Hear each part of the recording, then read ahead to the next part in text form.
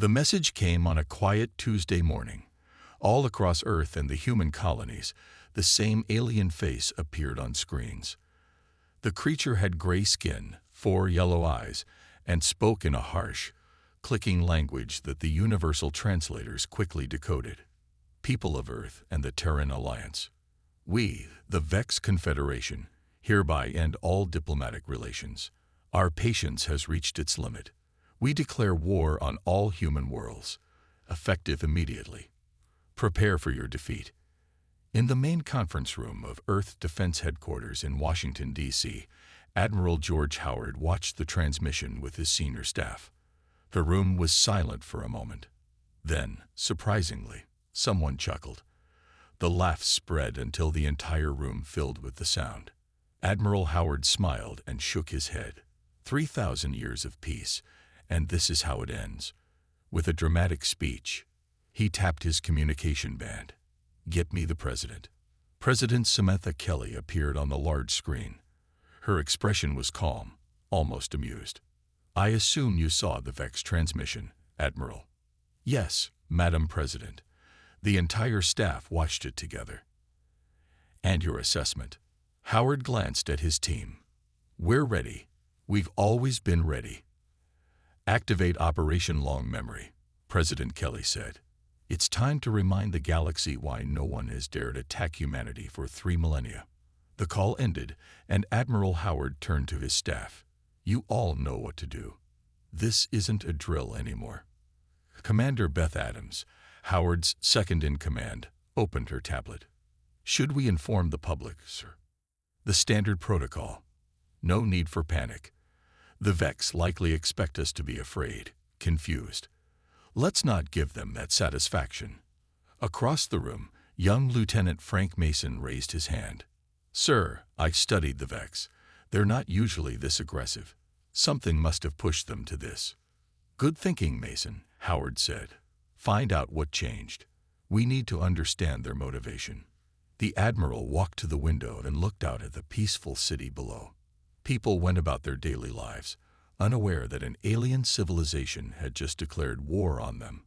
Howard felt a strange mix of emotions, concern for the lives that might be lost, but also a deep confidence in humanity's readiness. For 3,000 years, humans had maintained peace throughout their territory, not through weakness, but through constant vigilance and preparation. While the public enjoyed the fruits of peace, the Earth Defense Force had continued training, building, and planning. Each generation passed down the knowledge of war, even as they hoped never to use it. Howard's communication band buzzed. It was General Alan Rivera from Luna Base. The awakening protocols have begun, Rivera reported. The lunar shipyards are powering up. Within 24 hours, we'll have the first fleet ready for deployment. Excellent. How are the recruits taking the news? Rivera laughed. They think it's another simulation. When I told them it was real, they got excited. These kids have trained their whole lives for something they never thought would happen. Howard nodded. Keep me updated. As the Admiral returned to his team, alerts flooded in from across the solar system. The long-dormant defense networks were activating. Weapons platforms hidden within asteroids powered up. Military ships disguised as cargo vessels revealed their true nature. Commander Adams approached with an update. Sir, we've detected Vex fleet movements. They're gathering at the edge of the Proxima Centauri system. Looks like they plan to attack our colony there first. As expected, Howard said. They'll target what they believe is our weakest point. He smiled slightly. They're in for quite a surprise. Howard addressed his team. Ladies and gentlemen, humanity has enjoyed peace for 3,000 years. Not because we couldn't fight, but because we chose not to. The Vex have made a grave mistake. They think we've forgotten the art of war. He looked around the room at the determined faces. Let's show them how wrong they are. The Admiral pressed a button on the central console, and a holographic map of human territory appeared, with defensive positions highlighted. Operation Long Memory is now active, he announced. May God have mercy on the Vex, because we've had 3,000 years to prepare for this day. The massive doors of Luna Base 1 slid open with a loud groan. Dust fell from the ceiling as ancient motors worked for the first time in centuries. Commander Patricia Miller stood at the entrance, watching as lights flickered on one by one, revealing a vast underground hangar that stretched for miles beneath the lunar surface. "How long has this been here?" asked Lieutenant Eric Taylor, his eyes wide with amazement. "Since the Great Peace began," Commander Miller replied. "Over 3,000 years." The young lieutenant walked forward, staring at rows of sleek warships that filled the hangar. He had never seen anything like them. The vessels were both beautiful and terrifying, their hulls gleaming under the lights as if they had been built yesterday, not hidden away for millennia. "But why keep all this? We've been at peace for so long." An older man stepped forward from the shadows. General Alan Rivera was one of the oldest active military officers, his face lined with wrinkles, his hair white as the lunar dust. "Peace is not the natural state of the universe, son," Rivera said. "Humanity learned that lesson the hard way." Workers and technicians poured into the hangar, checking systems and preparing the ships for launch. The activity was orderly, practiced, as if they had done this many times before. "But we've had peace for 3,000 years, Taylor insisted. "The history books say we evolved beyond war." General Rivera laughed softly.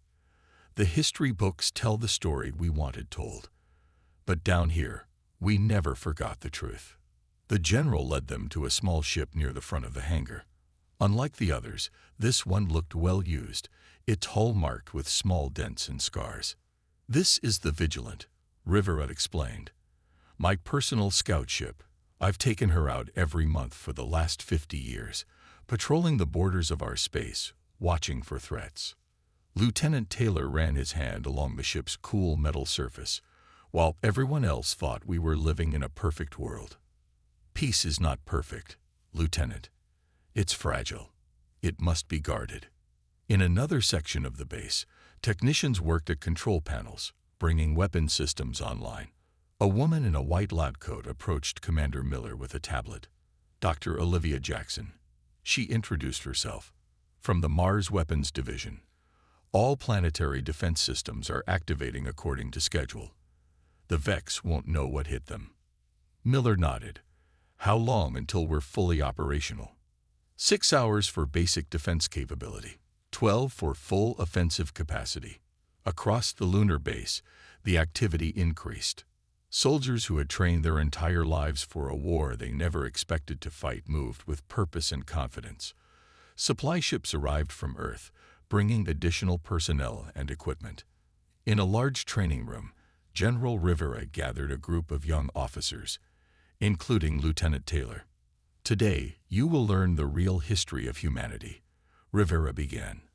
"For 3,000 years, we've maintained this charade of perfect peace, but humanity never stopped preparing for war." He activated a holographic display showing defensive positions throughout human space. "Every major settlement has hidden defenses. Every civilian has received basic combat training, disguised as emergency preparedness. Every generation of military officers has trained the next in secret." Taylor looked confused. "But why the deception? Why not tell people the truth?" "Because peace became our greatest achievement," Rivera explained. "After our bloody history, we wanted to believe we had moved beyond warfare. And in many ways, we did. We chose peace every day for 3,000 years. But we never forgot how to fight." The general turned to face the group, his expression serious. "The Vex think they're attacking a civilization that has forgotten war. They expect us to panic, to fumble with ancient weapons we barely remember how to use." He smiled grimly. "What they don't understand is that humanity's greatest triumph wasn't achieving peace. It was maintaining the capacity for war while choosing not to use it." An alarm sounded, and everyone checked their communication devices. Commander Miller's voice came through the speakers. "We have confirmation. The Vex fleet has entered the Proxima Centauri system and is approaching the colony. All personnel to battle stations. This is not a drill." Lieutenant Taylor took a deep breath, feeling the weight of history on his shoulders. Humanity had enjoyed 3 millennia of peace, but they had never stopped being warriors. Now they would remind the galaxy why no one had dared to attack them for so long. General Rivera placed a hand on Taylor's shoulder. "Ready to make history, Lieutenant?" Taylor nodded. "Yes, sir. For 3,000 years of peace. And for all the years to come," Rivera added. The sky above Proxima Centauri turned dark as the Vex warships moved into position. The colony below, New Hope, was home to nearly 2 million humans. From orbit, it looked peaceful and unprotected. The settlement had minimal visible defenses, just a few small orbital platforms that the Vex ships quickly destroyed. "Pathetic," said Vex Commander Zorak as he watched the colony's weak defenses fail. "These humans have grown soft. 3,000 years of peace has made them forget how to fight." In the government building at the center of New Hope, Colony Governor Susan Grant watched the Vex ships on her monitors. Her face showed no fear, only calm determination. "They've taken out our decoy defenses," she reported to Earth Command. "Moving to Phase 2. Admiral Howard's voice came through the secure channel. "Understood, Governor. You're cleared to activate. Show them what humanity remembers." Governor Grant pressed her palm against a scanner hidden beneath her desk. A panel slid open on the wall, revealing the complex control system. "Attention all citizens of New Hope," she announced through the colony-wide communication system. "This is not a drill. Operation Long Memory is now active. Protocol Sleeping Giant is in effect." Across the colony, people stopped what they were doing. In homes, schools, and workplaces, hidden compartments opened. Regular citizens reached for weapons and equipment they had trained with during monthly emergency drills. Beneath the surface of the planet, massive doors slid open as defense platforms rose from underground bunkers. What had appeared to be ordinary mining equipment transformed, revealing powerful weapons that had been disguised for centuries. In the colony's main square, local Sheriff William Carter organized the citizens who gathered with their equipment. "Just like we practiced," he called out. "Form defensive units and move to your assigned positions." A young woman approached him, already dressed in combat gear. "Sheriff, my parents said this day would never come." "My parents said the same thing," Carter replied with a smile. "But we kept practicing anyway. That's what humans do." Above the planet, the Vex prepared their landing force. Their scans showed minimal resistance, and Commander Zorak was confident of an easy victory. "Begin the invasion," he ordered. "Take the human colony quickly. Show them the price of their arrogance." Transport ships descended through the atmosphere, carrying thousands of Vex soldiers. They landed in an open field outside the colony, forming precise military formations as they prepared to march on the settlement. What they didn't expect was the ground beneath them to suddenly shift. Hidden panels opened, revealing defensive positions where human soldiers waited with weapons ready. From the hills surrounding the landing zone, more humans appeared.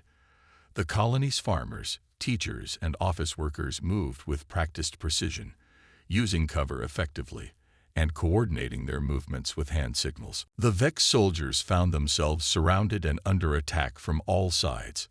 Their superior technology meant little against an enemy that had prepared the battlefield so thoroughly. On his command ship, Zorak watched in disbelief as his landing force was quickly overwhelmed. "Impossible," he shouted. "How are they so organized, so prepared?" An emergency transmission came from the ground forces. "The humans were waiting for us. This is a trap. We need immediate extraction." In the colony control center, Governor Grant monitored the battle. "Phase 2 complete," she reported to Earth Command. "The Vex landing force is contained. Moving to Phase 3. Hidden anti-aircraft batteries emerged from buildings and hillsides, targeting the Vex ships in orbit. What had appeared to be simple water towers and communication arrays now revealed their true purpose. Sheriff Carter led a team to secure the Vex landing ships. "Remember," he told his people, "we want some of them alive. Admiral Howard wants prisoners for questioning." As they approached the alien vessels, Carter thought about all the years of peace drills he had participated in since childhood. Every month, without fail, the colony practiced emergency procedures. Only the older citizens knew these were actually combat drills disguised as civil defense training. In orbit, Zorak ordered a retreat. "We severely underestimated the humans," he told his officers. "This was meant to be an easy victory, a demonstration of our power." One of his officers responded, "Sir, we're receiving similar reports from our forces attacking the human mining outpost on the fourth planet. They were also ready for us." Zorak stared at the tactical display showing his defeated forces. How could they be so prepared after 3,000 years of peace? The answer was becoming clear. Humanity's peace had never been based on weakness or forgetfulness. It had been a choice made by a species that never stopped preparing for war. Deep beneath the red surface of Mars, Dr. Olivia Jackson entered her security code into a door that few humans knew existed. The massive steel vault door slid open slowly, revealing a room that stretched farther than she could see. The lights came on automatically, illuminating thousands of devices and weapons that had never been used in war. "Welcome to the arsenal," she said to her small team of scientists and engineers. 3,000 years of military innovation, waiting for a day we hoped would never come. The team moved through the vast room, past shelves and display cases containing weapons of all shapes and sizes. Each item had a small plaque with a date and the name of its creator. "We've been building these for 3 millennia," asked one young engineer, his eyes wide with wonder. "Building, testing, improving," Dr. Jackson replied. "Each generation adding to what came before, all in secret." They reached a circular platform at the center of the room. Dr. Jackson placed her hand on a scanner, and a holographic display appeared above the platform. "This is Project Prometheus," she explained, "a distributed AI weapons system designed to adapt to any enemy tactics. It's the most advanced military technology ever created by humans." The display showed a complex network of satellites, drones, and ground-based systems. Dr. Jackson began the activation sequence, entering codes that had been passed down through generations of scientists. "How long until it's operational?" asked her assistant. 6 hours. Then it will begin analyzing all Vex military movements and developing countermeasures." Meanwhile, on Earth, a training center in the Rocky Mountains had come alive with activity. Captain John Powell had been enjoying his retirement when the call came. Now, he stood before a group of young recruits who had just learned they would be fighting in humanity's first war in 3,000 years. "Today, we begin the real training," Powell announced. "Everything you've learned so far was just preparation." He activated the training room's holographic system. A simulated battlefield appeared around them, complete with terrain features and enemy positions. "Let's see what you can do," Powell said. "Squad 1, take the hill. Squad 2, provide covering fire." To his surprise, the recruits moved immediately into perfect formation. They communicated with hand signals, coordinated their movements, and executed the maneuver flawlessly. Powell stopped the simulation. "How did you do that?" he asked, confused. "That was perfect." A young woman stepped forward. "Sir, we've been doing these drills our whole lives. They called them cooperation exercises in school, but the movements are the same." Powell looked around at the faces of his recruits, understanding dawning on him. "You've all been trained already. The entire society has been preparing you without you even knowing it."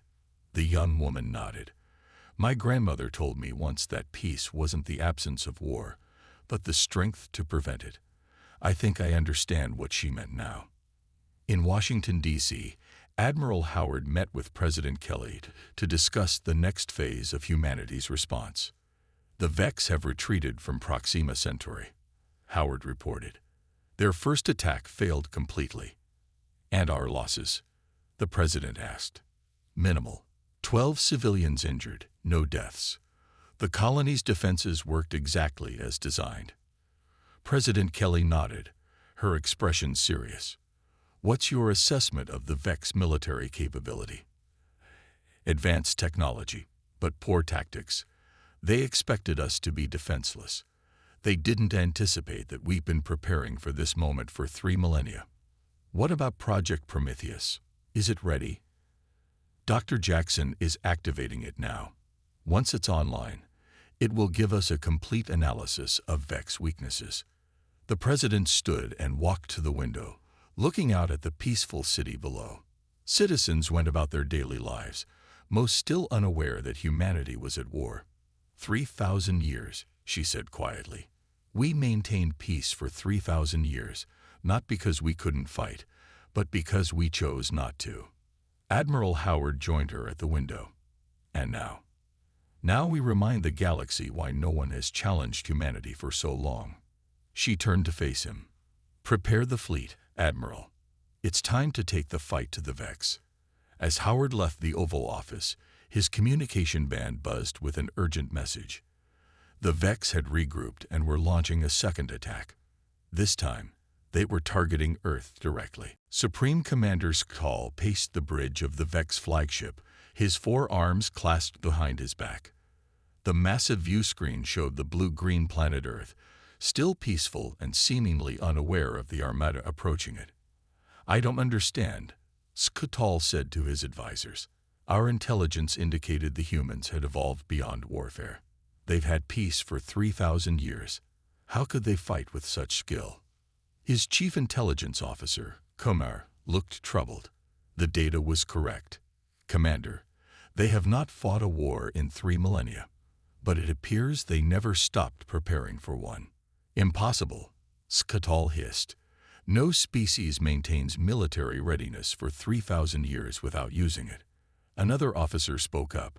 Sir, we've detected a small human vessel near the edge of their system. It appears to be alone and lightly armed. Perhaps we could capture it for study. Skull considered this. Yes. Send a boarding party. I want to understand these humans better before we attack their homeworld. The Vex quickly located and surrounded the human ship. It made no attempt to flee, which seemed strange. The vessel's identification marked it as the U.S. Defiant, a small patrol ship with minimal weapons. A Vex boarding party of 20 elite soldiers transported onto the human ship. They expected little resistance from the crew of a patrol vessel. The moment they materialized on board, however, they knew something was wrong. The ship was dark, and there were no humans visible. Spread out, ordered the Vex squad leader. Find the crew. Suddenly, the lights came on, revealing that the Vex soldiers were surrounded by hidden panels that had opened in the walls, floor, and ceiling. From these panels, small devices emerged, creating a field that disabled the Vex weapons and communication equipment. From a hidden door, Commander Lisa Duncan stepped out, flanked by her security team. Unlike the Vex, who wore heavy battle armor, the humans were dressed in simple uniforms with minimal protection. Welcome aboard the Defiant, Duncan said calmly. I'm afraid you've fallen for one of the oldest tricks in human military history, a trap. The Vex soldiers found themselves quickly captured without a single shot being fired. Commander Duncan personally escorted their leader to the ship's conference room. I don't understand, the Vex soldier said. This vessel appeared defenseless. Duncan smiled. That was the point. We wanted you to board us. She gestured around the room.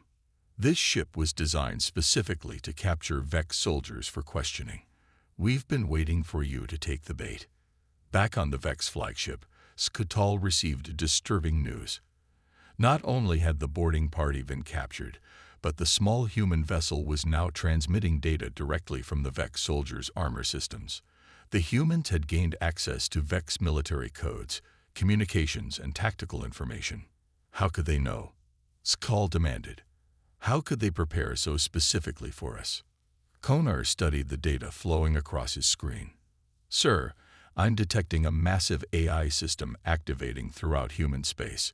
It's analyzing our every move, predicting our strategies before we implement them. On Earth, Admiral Howard received the information gathered from the captured Vex soldiers. The data was being processed by Project Prometheus. providing insights into Vex military capabilities and weaknesses.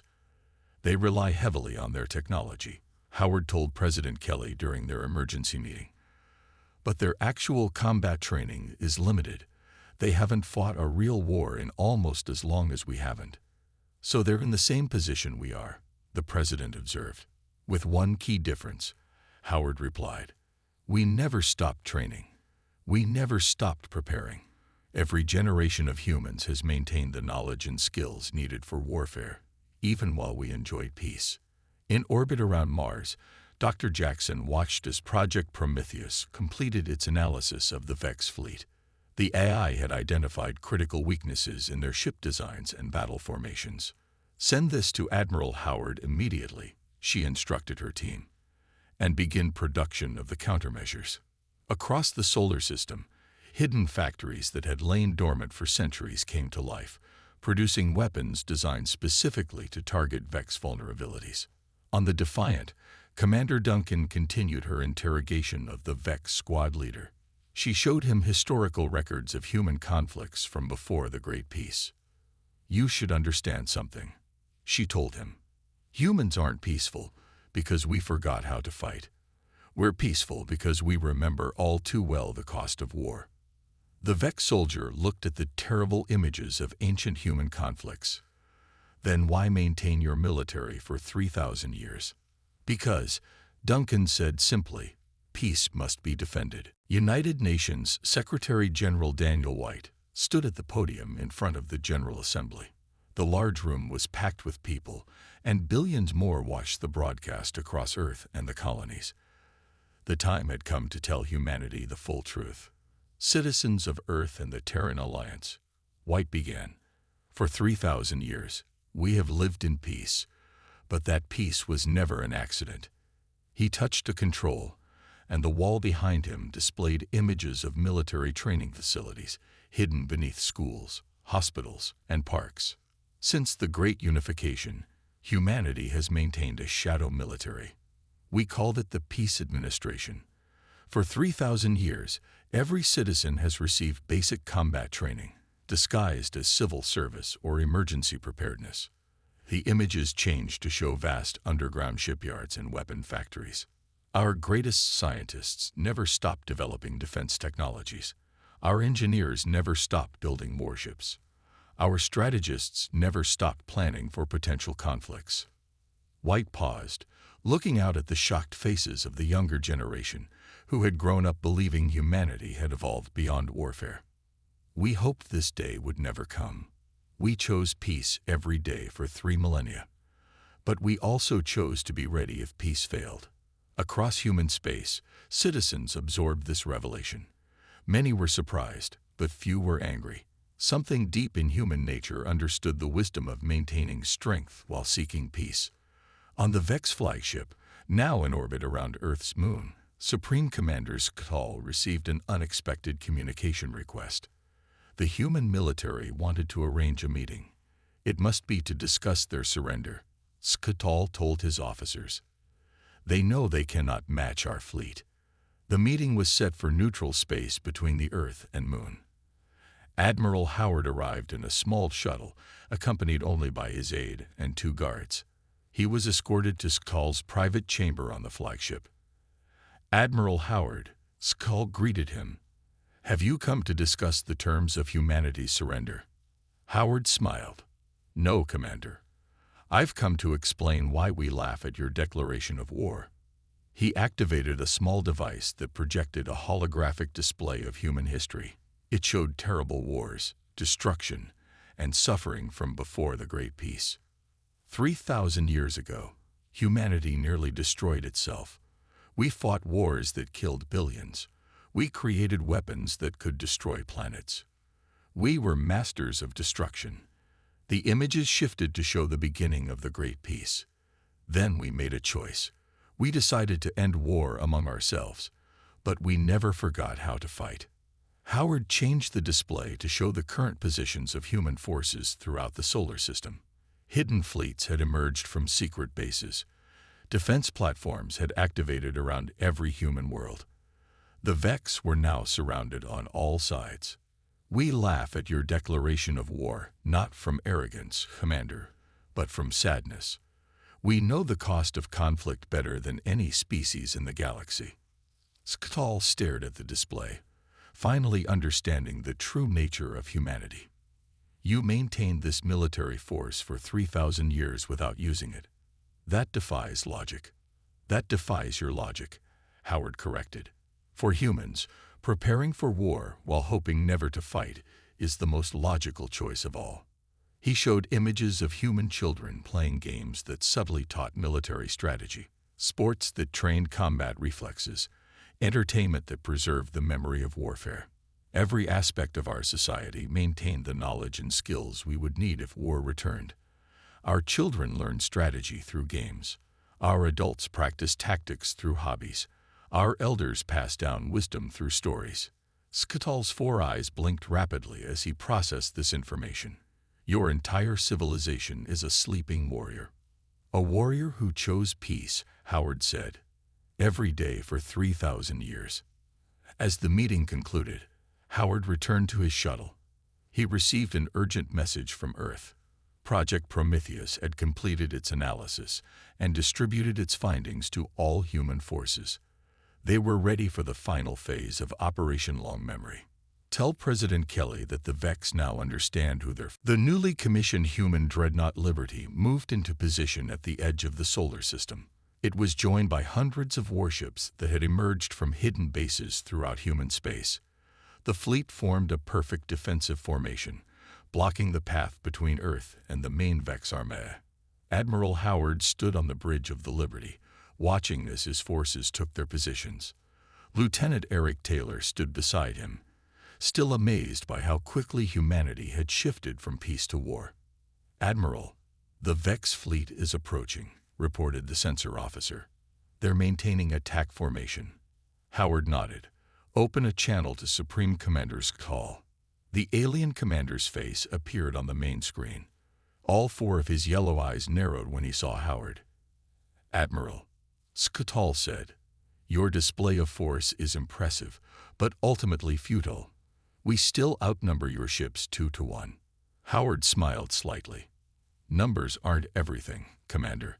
I'm giving you one chance to withdraw from human space peacefully. Skatal made a harsh clicking sound that was the Vex equivalent of laughter. We do not retreat. The Vex Confederation has declared war, and we will see it through. Very well, Howard said calmly. You've made your choice. The Admiral ended the transmission and turned to his bridge crew. Activate Operation Checkmate. Throughout the human fleet, a signal was transmitted. Ships began to move in a complex pattern that seemed chaotic at first glance, but there was a precise order to it, a dance that had been rehearsed countless times over 3 millennia. On the Vex flagship, Skatal watched the strange movements with confusion. What are they doing? He demanded. Before his officers could answer, the human ships released thousands of small objects. They weren't missiles or fighters, but simple devices that spread throughout the space between the 2 fleets. Analysis. Skatal asked his science officer. They appear to be some kind of energy transmitters, the officer replied. But they're not weapons. They're not doing anything. Suddenly, the devices activated simultaneously. They created an energy field that expanded to encompass the entire Vex fleet. Ship after ship reported power failures as their systems shut down. Weapons, engines, and shields went offline. Skatal watched in horror as his mighty armada hung helpless in space. Even his flagship was affected, with only basic life support and communications still functioning. What have they done? He whispered. On the Liberty, Howard watched as Operation Checkmate unfolded exactly as planned. The Vex fleet has been neutralized, he reported to President Kelly. No ships destroyed. No lives lost. Well done, Admiral, the President replied. Prepare for Phase 2. Howard turned to Lieutenant Taylor. This is why we laugh at war, Lieutenant. Not because we can't fight, but because we've learned to win without destruction. From Earth, President Kelly addressed both humanity and the now captive Vex fleet. Her image was transmitted to every screen across human space and to all Vex vessels, people of Earth and the Terran Alliance, and to our Vex guests. Today marks the end of the shortest war in human history. She stood tall, her expression firm but not vengeful.